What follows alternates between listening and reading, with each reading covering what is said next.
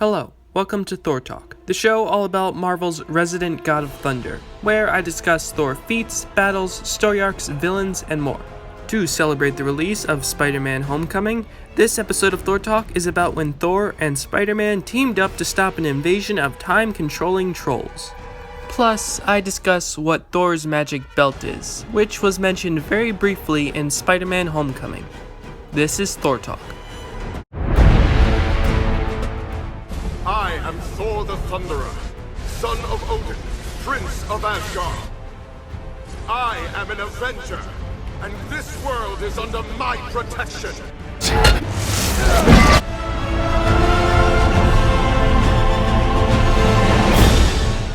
Whosoever holds this hammer, if it be worthy, shall possess the power of Thor.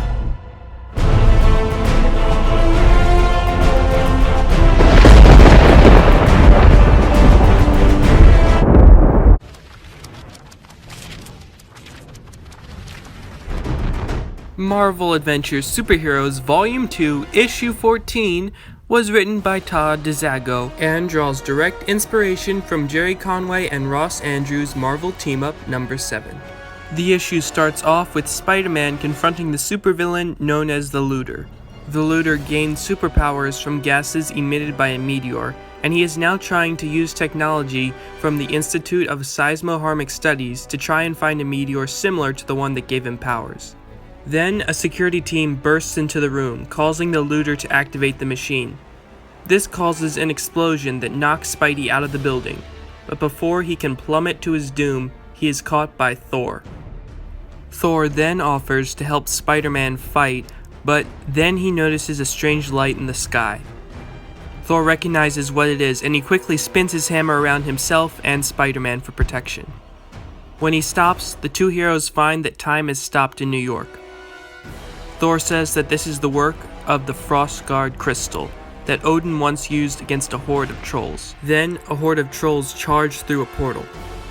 Their leader, Krylek the Conqueror, stands beside the time-stopping Frostguard crystal and declares that he will conquer Asgard and Earth. Thor attacks the trolls, declaring that he would die before Krylek conquers either. Spider-Man takes a second to piece together what exactly is happening, but then he joins Thor in the fight.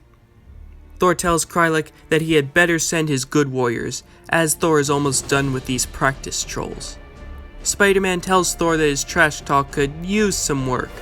Krylek chides Thor over his banter with Spider-Man, so Thor bursts through the horde of trolls and swings at Krylek, but Krylek vanishes like smoke. Thor realizes that he is now in Asgard, so he transports Spider-Man and himself to the Realm Eternal.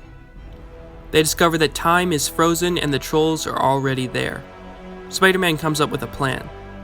Since Krylek seems to be able to be in Asgard and on Earth simultaneously, then the only way to stop him is to hit him on Asgard and Earth at the same time. Thor sees the logic in Spider-Man's plan and transports Spider-Man to Earth. Both heroes then begin to fight through a legion of trolls, knowing that the other may currently be hitting Krylek, waiting for them to do the same. Spider-Man uses a nearby wrecking ball to knock through the trolls and launches himself at Krylek. At the same time, Thor uses lightning to get through his trolls and flies at Krylek at top speed. Simultaneously, through luck, or skill, or both heroes slam into Krylek at the same time, defeating him. Time then resumes, so Odin then transports both Spider-Man and Thor to the throne room in order to thank them.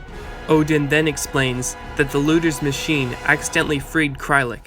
He then transports Spider-Man to right before Krylek interfered with time, and Spider-Man finds himself falling and hoping that Thor arrives again to save him. So, this story does not actually take place in the main Marvel continuity.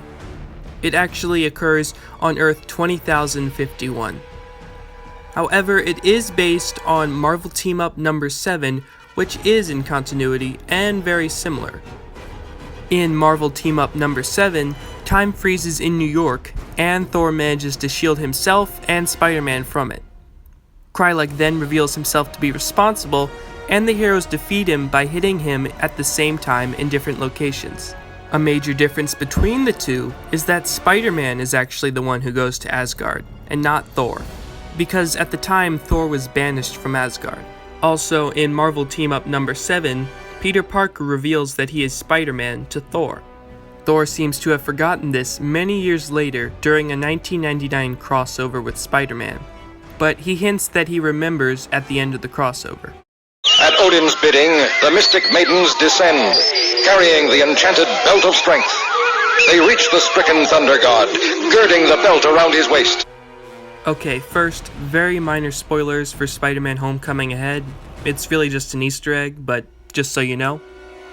Anyway, during Spider-Man Homecoming, Happy Hogan is doing a checklist of Avengers gear, including Thor's magic belt. Happy attempts to pronounce it, but then gives up and just calls it Thor's magic belt. He is referring to Meginyor, Thor's belt of strength. It first appeared in Journey into Mystery number 91, where Odin sends the Valkyries to give Meginyor to Thor so he can escape from Sandu the Magician. It was revealed in Thor number 275 that Meginyor doubles Thor's already impressive strength. To give a basic idea of how impressive that is, Thor has been able to lift the weight of 20 planets with one arm, and Meginyor would make him twice as strong. Contrary to popular belief, Meginyor is not something Thor always has with him all the time. It has only made about 10 appearances, including when he used it to help him defeat a clone of Thanos who had his powers increased. Thor is also capable of entering a state known as Warrior's Madness. This puts him in a rage and multiplies his strength times 10. So if he had Meginyor on while he entered Warrior's Madness, theoretically he would be 20 times as strong, as in able to lift 400 planets with one arm. Well, that's all for this episode of Thor Talk. If you want to keep up with Thor Talk and all Thor-related news, follow Thor Talk on Instagram @ThorTalk. You can also keep up with Thor Talk by simply subscribing. Once again, I'd like to formally state that all art and video is owned by its respected companies, and I own none of it. With that said, see you next time on Thor Talk, where You'll be holding